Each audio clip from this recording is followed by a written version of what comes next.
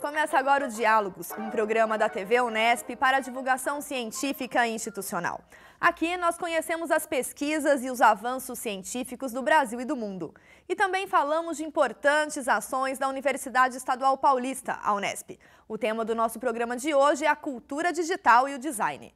Nosso convidado é Elias Bittencourt, designer e professor da Universidade do Estado da Bahia, a UNEB. Elias é mestrando em Cultura e Sociedade da Universidade Federal da Bahia, especialista em design de comunicação visual e graduado em desenho industrial. Ele é um dos professores convidados do Centro Acadêmico de Design da Unesp em Bauru. Elias, é um prazer recebê-lo aqui no Diálogos. Prazer todo meu, eu agradeço também à Universidade, ao Centro Acadêmico, à iniciativa dos alunos e a do curso de estar permitindo que eu possa estar aqui com vocês hoje, conversando e dividindo um pouquinho do que a gente tem desenvolvido lá em Salvador.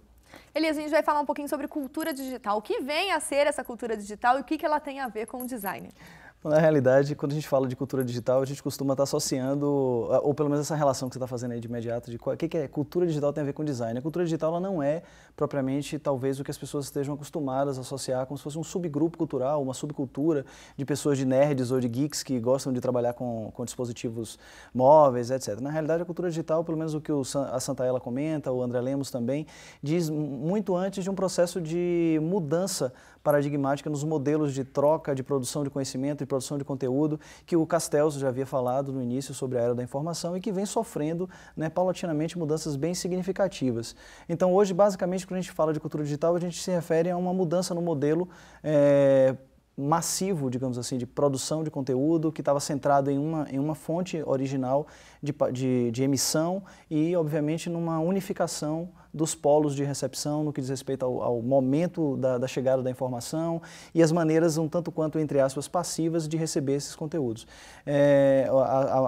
Com o advento do computador, e com o advento da chegada da internet também, a gente percebe o que alguns autores comentam sobre um certo empoderamento, uma possível inversão no polo da emissão, de modo que a gente tem uma produção de conteúdo que tem o acesso e o usuário como grande foco desse novo modelo. Então a gente vai aos poucos deixando de falar de um modelo mais massivo e supostamente avançando para uma perspectiva mais pós-massiva, ou seja, um modelo de comunicação que é mais todos. E que agora a gente está vivenciando mais uma etapa, digamos assim, desse processo evolutivo, que é justamente com a chegada dos dispositivos de conexão contínua, ou então os dispositivos ubíquos, que permitem, como esses autores que eu já comentei também falam, um processo de mobilidade informacional e também física. Então a gente vai deixando aos pouquinhos de precisar se deslocar até os computadores tradicionais, que tinham aquelas âncoras físicas ligadas em modems, etc., para poder conseguir navegar nesse espaço informacional, digamos assim, à la carte, de modo muito particular, selecionando e curando, digamos assim, essas informações, mas ao mesmo tempo a partir de uma plataforma muito móvel. Então isso faz com que a gente ressignifique não somente os processos de recepção e produção da informação, como também ressignifique os espaços, uma vez que não estamos mais deslocando e recebendo essas informações em espaços específicos. Isso pode acontecer a qualquer momento, em qualquer hora, em qualquer lugar.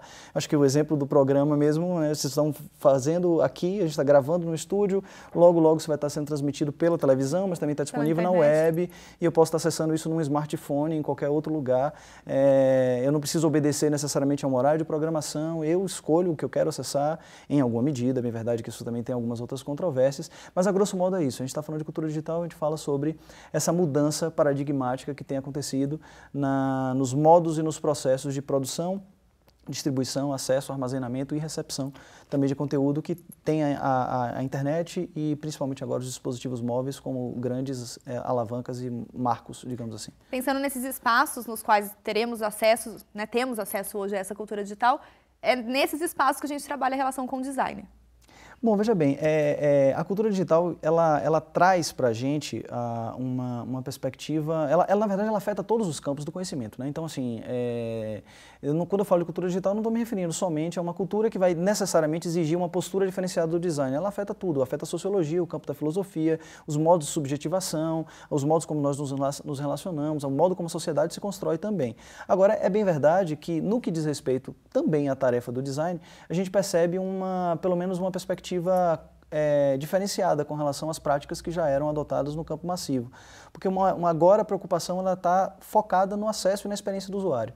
Então eu preciso, como o Lev Manovich já comenta, basicamente as propriedades, digamos assim, dos produtos culturais que emergem na cultura digital, elas não estão presentes na mídia em si, mas muito mais exteriorizadas por meio de softwares que mediam esses processos com os usuários. Então, o que faz, por exemplo, eu abrir uma tela de um iPad e perceber que é um livro, ou ao mesmo tempo deixar de ser um livro e ser uma tela de filme, não é propriamente o iPad em si, mas é a forma como essa interface permite que eu acesse esse conteúdo como se fosse um livro, ou como se fosse um vídeo, etc. Então, nesse sentido, sim, a gente tem um foco muito grande na construção, digamos assim, dessas interfaces que o conteúdo digital faz com o próprio usuário e, sem dúvida alguma, o trabalho do design nesse sentido de produzir interfaces que permitam, que contemplem, digamos assim, essas culturas de acesso e, ao mesmo tempo, permitam que esse processo de acesso se dê de modo quase que pervasivo, né? De modo mais natural possível, sem que a gente perceba tanto essas barreiras físicas. É esse estudo da interface que seria o ponto primeiro. Sim, é um primeiro não, mas é um dos pontos, sem dúvida alguma, importantes para que a gente possa pensar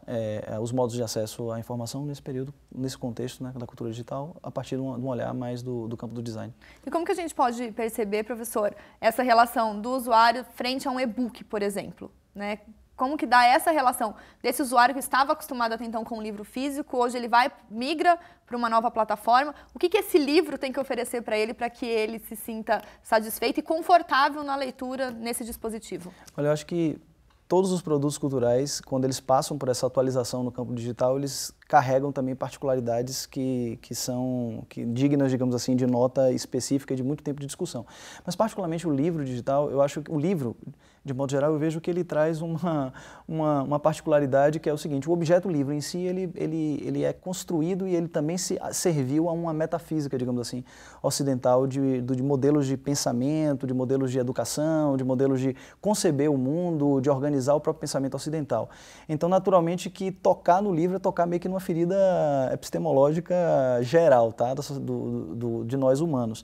Então, assim, eu acredito que as resistências naturais que se pensa a respeito desse livro, muito devém desse fato de que o livro ele herda, digamos assim, essa aura da escrita, e durante muitos anos ele serviu de estratagema, inclusive de manutenção dessa metafísica, né, pautada no fonocentrismo, no historicismo europeu e assim por diante. Quando a gente traz isso para o campo da cultura digital, naturalmente que a gente vai se deparar com uma série de resistências à evolução desse objeto, digamos assim, em moldes que seriam supostamente um pouquinho mais contextualizados, menos centrados, etc. E nesse sentido a gente observa esse diálogo de forças, né, que ora parecem reproduzir o mesmo modelo da metafísica ocidental que instaurou o livro, que instaurou a brochura, e ora parecem querer avançar para caminhos um pouco mais autopoéticos ou num discurso um pouco mais condizente, digamos assim, com as propriedades pós-massivas da cultura digital. Mas, então, assim, esse usuário ele fica nesse intervalo. A Lúcia Santaella, ela defende a ideia de que essas diferentes formações culturais também geraram diferentes perfis de leitores, né? E que a gente está passando agora por um processo de inserção de mais um novo perfil que ela tem identificado nas pesquisas, que são os leitores ubíquos. Então, é naturalmente que, assim, a gente for pensar o objeto livro digital a partir desses perfis cognitivos de leitores, que já são, digamos assim, nativos dessa cultura da mobilidade, muito provavelmente isso vai se dar de maneira um pouco menos resistente do que aqueles que já são mais contemplativos ou que já são mais moventes, ou seja, advindos de eras da Revolução Industrial ou ainda de uma formação cultural que tem o modelo da escrita e do livro padrão como o principal. Então, eu vejo que, assim, é muito além de uma questão de interface somente, tá? A gente está lidando com um produto cultural, então que requer um processo de reflexão mesmo acerca do que é esse objeto. Mudança de comportamento, Exato, de hábito da sociedade mesmo. De modo geral. O design ele vai contribuir mas ele não vai ser o responsável para fazer com que isso seja absorvido da forma ideal, se é que existe uma forma ideal de absorção. E aí um pouco da contribuição que o design pode dar para esse processo, a gente conversa daqui a pouco. Ok. O Diálogos vai para um breve intervalo e já volta. Fique com a gente.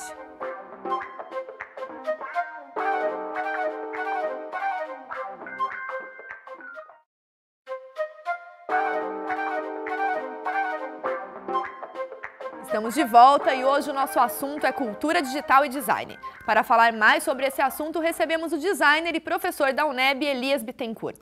Professor, falamos um pouco da questão da cultura digital e de alguns dos seus dispositivos, entre eles o livro digital.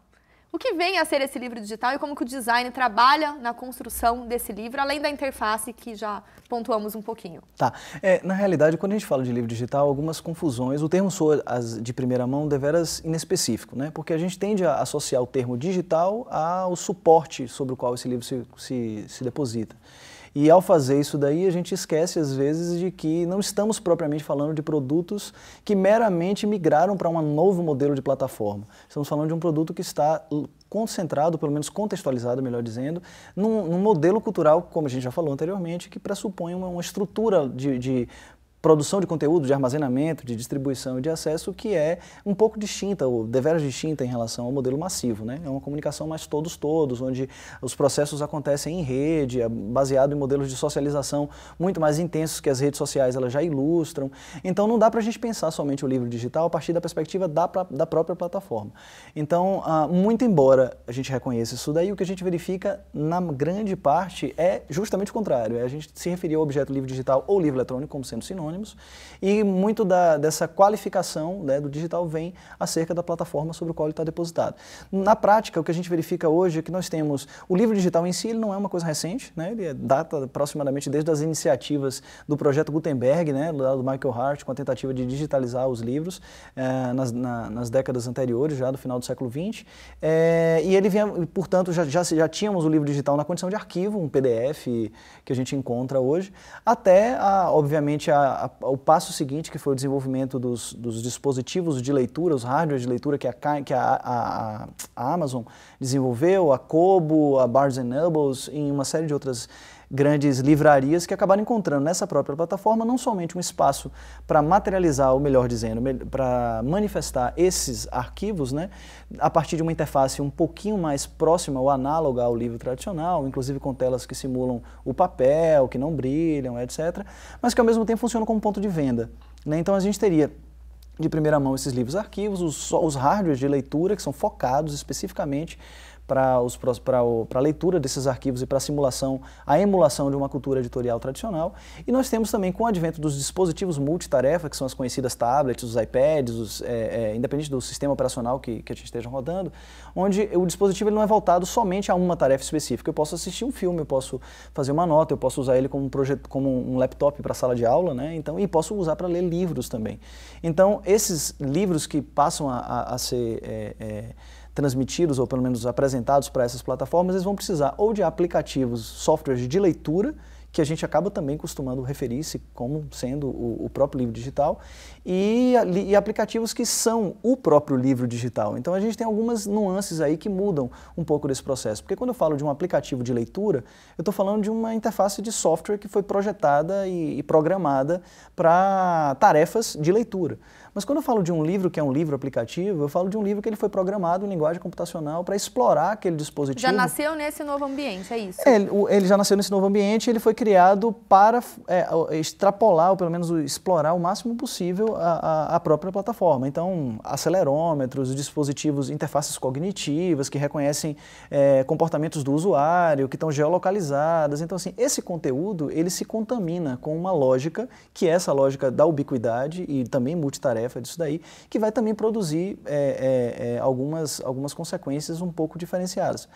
Apesar de encontrarmos essas potências todas que eu acabei de falar resumidamente, o que a gente observa na grande maioria é talvez uma resistência ou um receio muito grande de avançar nessas questões, de modo que o próprio livro, modelo tradicional, brochura, ele permanece como uma grande referência em boa parte dos exemplos que a gente encontra. Então, e essa resistência vem dos consumidores desses livros, né? Ou dos produtores também? Eu acredito que essa resistência ela é cultural, né? Como a gente falou no bloco anterior. Ela vem de um processo de que reconhece o livro enquanto um objeto sagrado, digamos assim, que serviu para orientar todo o modelo de pensamento científico, um modelo de organização social. A linearidade que o verbo, né, traz também é uma linearidade manifestada pelo livro, né? Página após página, volume após volume, capítulo após capítulo, organizados de forma serial em prateleiras de biblioteca, que entra em choque quando a gente está falando de processos de leitura multilineares na cultura digital. Então aí, nesse inteirinho, nesse espaço, a gente verifica assim, um lugar de crise e de reflexão, porque ao mesmo tempo temos um objeto que parece ser transposto quando né, do encontro com essas novas mídias, mas ao ser transposto ele não reconhece às vezes algumas particularidades que são do próprio dispositivo. E aí a gente fica num duplo entre o caminho para uma desconfiguração que poderia levar talvez até mesmo a não identificação do objeto como livro, ou uma manutenção dos padrões que não dialogam tanto com a perspectiva do próprio dispositivo, e isso gera, digamos assim, um espaço muito rico para a gente poder estar discutindo e tentando compreender esse objeto, né? Então, assim, de forma resumida, eu acredito que pensar o livro digital hoje, ele vai muito além de uma mera questão de interface, tá? Nós temos uma série de plataformas que têm as suas particularidades, que mais do que nunca são ativas e que conseguem particularizar, inclusive, o momento do acesso e que ressignificam em uma instância que é cultural o modo como nós lidamos com o objeto livro. Então, o designer que vai projetar um livro desse, ele não pode desconsiderar aspectos que são de ordem cultural. Então, é necessário um exercício muito mais crítico, reflexivo e sociológico, digamos assim, do que propriamente uma tarefa técnica de conduzir elementos sintáticos nas interfaces de modo a produzir um acesso mais assertivo, digamos assim, aos dados que são ali apresentados, né? Então, imagino que seja essa a questão. E daqui a pouquinho a gente fala um pouquinho sobre se o designer está preparado para contribuir nesse cenário. Tá certo. Vamos para um breve intervalo e já voltamos. Não saia daí.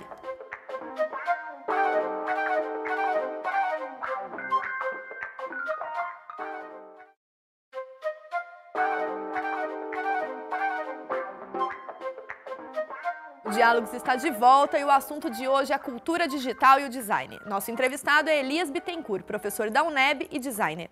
Elias, comentamos sobre o livro digital e o papel que o designer tem dentro dessa concepção nova das pessoas entenderem o que vem a ser esse livro digital, né? Que não é meramente uma mudança de plataformas. Mas eu te pergunto, o designer hoje ele está preparado, tanto de formação acadêmica quanto na prática profissional, para se inserir nessa cultura digital? Olha, acho que duas coisas antes, né? Em primeiro lugar, o novo ele sempre traz desafios para todos os campos, né? A cultura digital ela não é um lugar que nós vamos nos inserir ou nos preparar para nós já estamos nela, né? Ela já atravessa. Você está aqui, seu Facebook está ali bombando, deve ter um monte de gente lá plugando você. Quando você apresenta um programa, as pessoas mesmo você não estando presente naquele momento, direto na sua própria máquina. Então, assim, ela já atravessa, já é fato. Nós já estamos informatizados e digitalizados, né? Não tem como fugir disso daí. Agora, sem dúvida alguma que nem sempre nós temos, digamos assim, diferentes níveis de consciência sobre o quão imersos nós estamos nesse processo. E se as estratégias que nós usamos para solucionar problemas, ou pelo menos, né, no campo do design, especificamente do design, dialogam com as demandas e com as exigências que esse ambiente cultural mais recente tem apresentado. Então, acho que a questão não seja propriamente de preparar para entrar. Eu acho que é refletir em que medida nós não estamos reproduzindo modelos que já não dialogam mais ou que já não resolvem mais as questões que a gente precisa. E aí, nesse aspecto, eu acho que a gente toca numa questão que é muito delicada, que são as formações do profissional, né? Eu vejo que grande parte das graduações ou do ensino em design, ele está muito respaldado em cima dos paradigmas tradicionais da área, né, de que o design, ora, ele acaba adotando um perfil de um modelo mais formalista, que tem como referência as vanguardas modernistas e assim por diante, ou então tem uma perspectiva deveras massiva, né, industrialista, que reconhece design como processo, como projeto voltado para a indústria, etc. Ou as perspectivas outras que também tentam remontar uma espécie de árvore genealógica do design, buscando as origens aí no campo dos primeiros designers, desde os primeiros hominídeos e assim por diante. E nessa tentativa, o que a gente observa é que são praticamente 3 modelos mitológicos que também têm as suas próprias estruturas para poder manter esse modelo de verdade que reproduz, digamos assim, o que a gente já havia comentado antes, essa metafísica que o Derrida, né, e os pós-estruturalistas já falavam um pouco, que é um certo olhar e um certo perfil de profissional que segue um modelo meio historicista que foi definido. E que ao definir esses mitos como parâmetros que a gente segue para montar as matrizes curriculares ou para poder definir perfil profissiográfico de estudante, a gente acaba por reproduzir em sala de aula, reproduzir nas matrizes, nas disciplinas, estratégias que não permitem uma percepção por parte do estudante dos contextos, ou pelo menos do zeitgeist, né, que permitiu o surgimento desses mitos, ou seja, a gente não percebe os elementos que compõem a estrutura que fazem desses mitos mitos.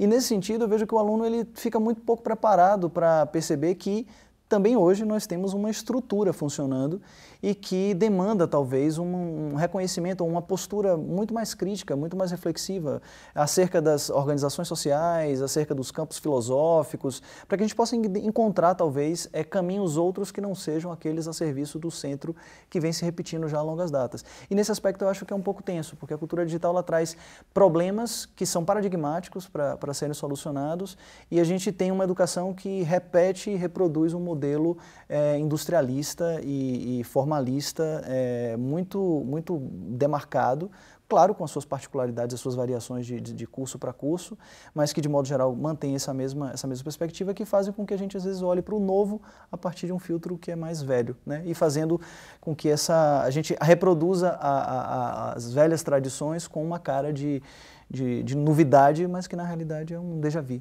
Sabe? Seria necessário, então, reconstruir esses mitos que você comentou a respeito do design? Eu acho que eu não diria reconstruir, porque senão a gente estaria dentro da mesma perspectiva, né? Substituindo um pelo outro dá no mesmo. Eu acho que é poder permitir ao estudante reconhecer o que está por detrás da formação desses modelos, para que a gente possa minimamente ter uma capacidade intelectual. Criar novos mitos, talvez? Não para criar novos, mas para reconhecer que existem novos mitos que estão sendo criados e que as questões mais importantes estão por detrás dos processos de montagem desses mitos, do que propriamente seguir ou não seguir. Então, para que eu possa ter uma visão crítica, eu preciso reconhecer o que está por detrás, o que gera essa estrutura sobre a qual eu supostamente estou envolvido e tenho que dialogar. Caso contrário, eu vou tender sempre a responder as coisas prontamente de maneira mais superficial. Aí na prática profissional mesmo, a questão do mercado em si, eu reproduziria esses modelos. Sim. Uhum.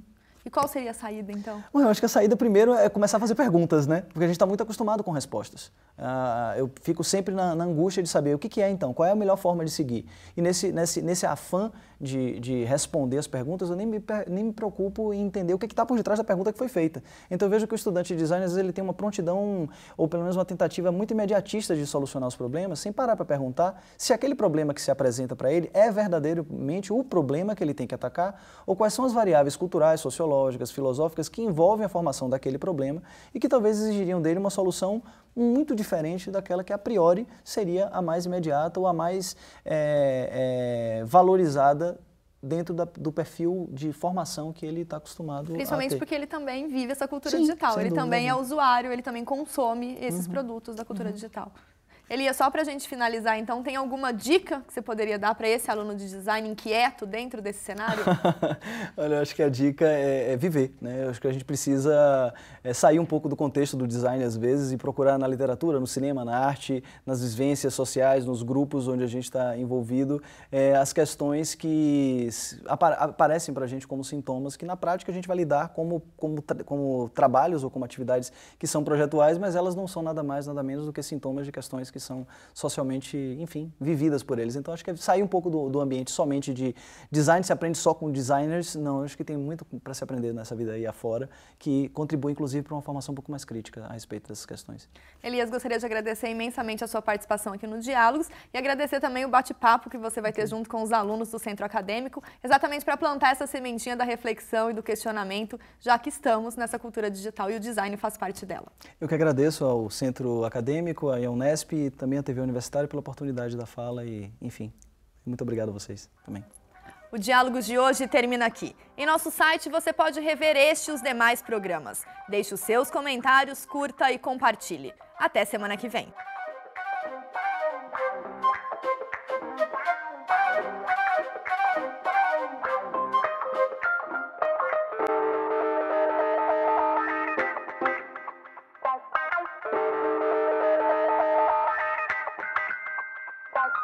Bye.